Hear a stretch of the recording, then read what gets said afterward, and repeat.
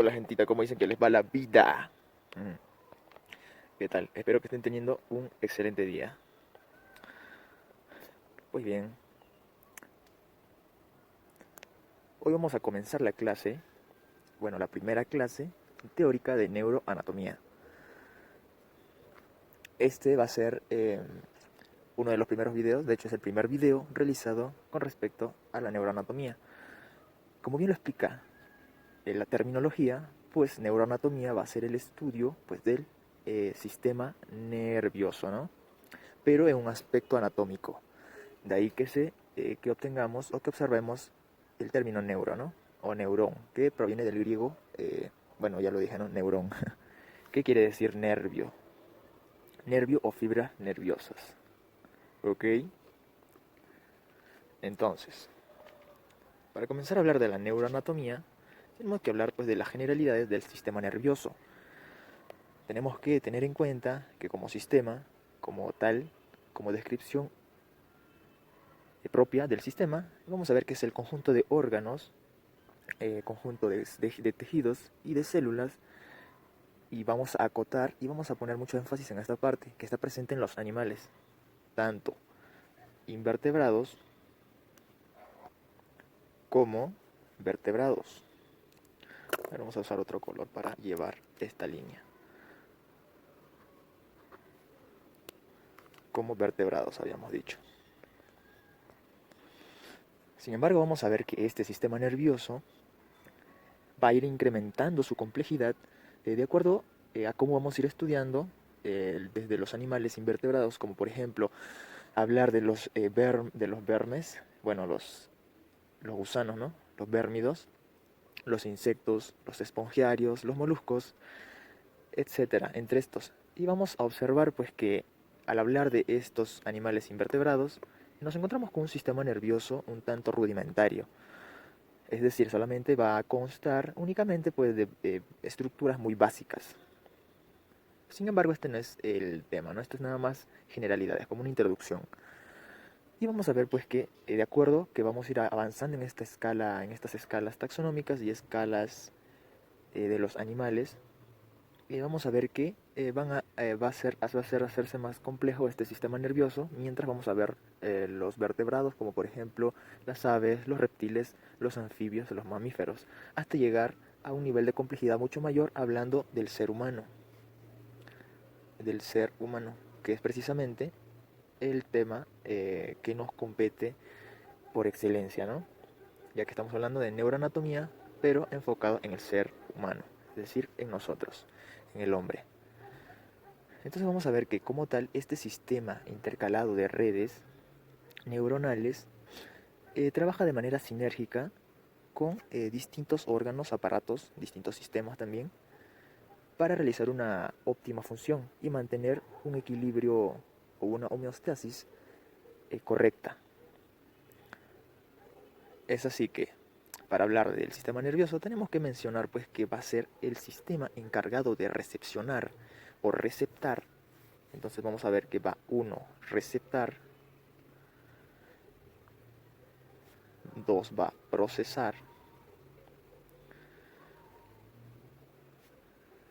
evaluar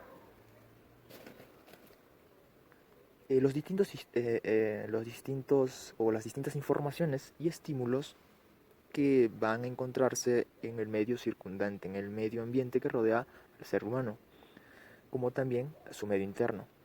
Entonces va a encargar de procesar, evaluar, receptar esta información a partir de ciertas vías receptoras o vías eferentes, no, aferentes, perdón. Aferencia, vamos a ver este término. Aferencia.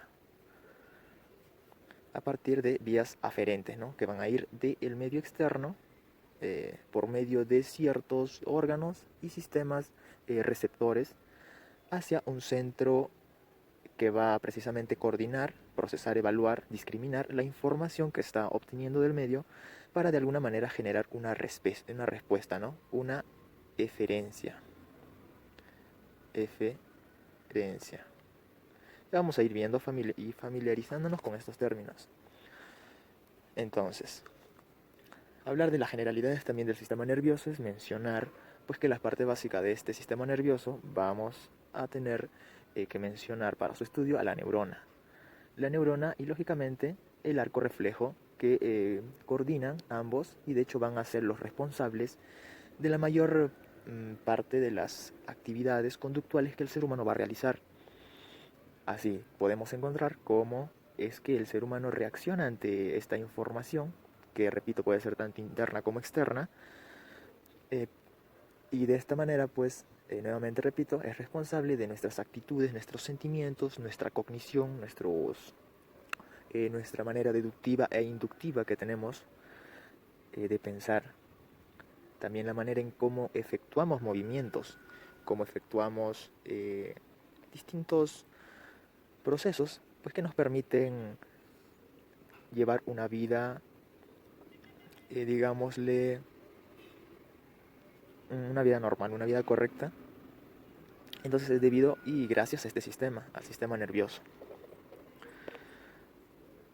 Lógicamente, siempre que hablamos del sistema nervioso, hablamos de la neurona como una unidad estructural y morfofuncional que va a conformar este sistema. Sin embargo, pues no es el único elemento que conforma el, el sistema nervioso, ¿no? Ya que de hecho va a estar en conjunto las neuronas, vamos a poner acá, las neuronas trabajan en conjunción con unas células llamadas de la glía o neuroglia, que como vamos a ver después van a ser unas células de soporte, de sostén, unas células de apoyo.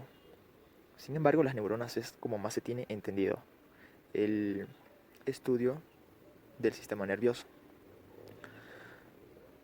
Entonces, vamos a ver también entre las generalidades del sistema nervioso que este sistema, nuevamente, como les había dicho, repito, trabaja en conjunción con distintos aparatos, distintos sistemas, distintos elementos. Muy importante mencionar aquí que el oxígeno, junto con la glucosa, presentan características muy importantes para el funcionalismo correcto del sistema nervioso. Lógicamente necesitamos oxigenar esta célula, ¿no? Para su correcta función y para evitar ciertos desgastes conocidos como la lipotimia, por ejemplo, hablando cuando tenemos un déficit de glucosa o una mala oxigenación. En todo caso vamos a ver que si bien trabaja en sinergia con muchos sistemas, muchos aparatos, muchos órganos, vamos a ver que está muy relacionado con un sistema en especial, el cual es, vamos a ver, el sistema nervioso trabaja muy emparentadamente con lo que va a ser el sistema endocrino. De hecho, ambos mantienen la homeostasis. Bueno, ambos básicamente mantienen la homeostasis, ¿no? La homeostasis del organismo en general. En todo caso, vamos a observar que el sistema nervioso va a procesar la información de manera mucho más rápida, va a tener efectos mucho más instantáneos, va a ocurrir en milisegundos. Sin embargo, sus efectos también van a ser muy cortos, muy poco duraderos. A diferencia, y por cierto, va a trabajar generalmente con los neurotransmisores. Neurotransmisores. A diferencia del sistema endocrino, que por lo contrario va a tener una respuesta o unos efectos mucho más tardíos. Es decir, la respuesta que por cierto va a llegar a través de la circulación y a través también de lo que son las hormonas. Va a demorar mucho más tiempo en llegar al órgano blanco, en donde va a realizar pues la función reguladora, la función endocrina. Va a demorar mucho más tiempo en llegar y además su efecto pero también va a ser mucho más duradero. Tenemos así, por ejemplo, pues que los neurotransmisores van a transmitirse a través del impulso nervioso, ¿no? Precisamente aquí es donde recabe mencionar el sistema nervioso. Entonces hablamos de neurotransmisores, por ejemplo, como la dopamina o la acetilcolina, en donde vamos a observar que tienen efectos muy pero muy rápidos cuando el organismo los libera. Sin embargo, también sus efectos son muy poco duraderos, a diferencia de las hormonas, que si bien demoran un poco más en llegar al órgano blanco o diana, sus efectos van a ser mucho más prolongados, ¿correcto? Pues bien, ahora vamos, ya que hemos tocado ya un poco de las generalidades. Por cierto, me olvidaba mencionarles que hablar del sistema nervioso es, bueno, en el ser humano en específico, tenemos que mencionar algo muy importante, que si bien les mencioné al principio que en el ser humano es un sistema nervioso mucho más complicado, mucho más complejo, esto se debe pues a que en el ser humano presentamos un sistema nervioso, el cual, ya que hay un término muy importante que hay que recordar, existe la neuroplasticidad. Neuroplasticidad. De hecho, no es un término nuevo, ¿no?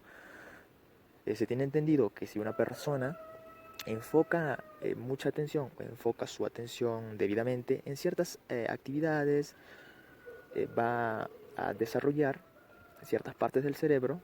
Ya vamos mencionando uno de los elementos principales del sistema nervioso, que es el cerebro, pues presenta zonas, ¿no? En donde cuando nosotros enfocamos nuestra atención en una materia o en una actividad de vida, ocurre algo muy interesante, que se conectan, se forma, mejor dicho, una mayor interconexión neuronal en esa zona, la cual nos va a hacer mucho más efectivos al realizar esta tarea en la cual nosotros hemos enfocado la atención. Es así que, por ejemplo, los aviadores, es decir, las personas que se especializan en, digamos, pilotear aviones, pues lógicamente trabajan una parte del cerebro que digamos, un profesor, un médico no trabajan. Entonces presentan ciertas áreas del cerebro mucho más evolucionadas, podríamos decirle. Entonces ahí es donde iba mi punto básico, que el ser humano presenta la neuroplasticidad precisamente para evolucionar como especie. Aunque sin embargo el sistema, el día como nos tiene en la actualidad, pues nos mantiene más apegados a lo irracional. Entonces nos parecemos más a los animales que llamamos pues entre comillas inferiores, ¿no? Sin embargo, el ser humano posee esta capacidad de evolucionar como individuo, como especie. Y de hecho es para eso que fue formado, ¿no? En fin, recordemos neuroplasticidad. Pues bien, ahora sí vamos a hablar un poco más ya del tema como tal de neuroanatomía. Para comenzar a hablar de neuroanatomía tenemos que hablar pues del desarrollo del sistema nervioso. ¿En qué consiste el desarrollo del sistema nervioso? ¿Cómo vamos a ponerlo aquí? Vamos a poner acá el desarrollo del sistema nervioso. Bueno, básicamente vamos a observar aquí cómo es que se originan a partir de qué láminas embrionarias, qué procesos forman pues, el sistema nervioso desde un punto embriológico. Es así que nos vamos a encontrar que en el desarrollo del sistema nervioso vamos a toparnos con 3 puntos básicos. Son 3 puntos los cuales van a formar o van a intervenir en el proceso de la formación de los elementos neuroconformativos. Es así que nos encontramos con el primero, que es la inducción. Estamos hablando a un nivel embriológico, ¿no? La inducción, la neurulación, y finalmente tenemos la formación de las vesículas encefálicas. Entonces vamos a explicar el proceso de cada uno. Vamos a ver que la inducción es un proceso un tanto sencillo de explicar. Vamos a ver que la capa más externa del blasto, a ver un momentito, la capa más externa del embrión, a nivel blastodérmico, o bueno, blastocístico mejor dicho, en términos más correctos, hablamos del ectodermo, ¿no? La capa más externa, blastocística, que es en realidad la capa más externa del embrión, ¿no? Para no hacerlo tan complicado. Vamos a ver que el ectodermo en la inducción pasa a formarse o se deriva en lo que sería el neuroectodermo. El neuroectodermo. De igual manera vamos a ver que el neuroectodermo va a pasar a formar lo que sería pues la placa neural. La placa neural. vamos a tener en cuenta, o tenemos que mencionar, pues que la placa neural, o de la placa neural, van a derivarse, a ver, vamos a hacer un pequeño arte rupestre, como dice un profesor de biología. Pues vamos a ver que esta placa neural, vamos a ver que de esta se derivan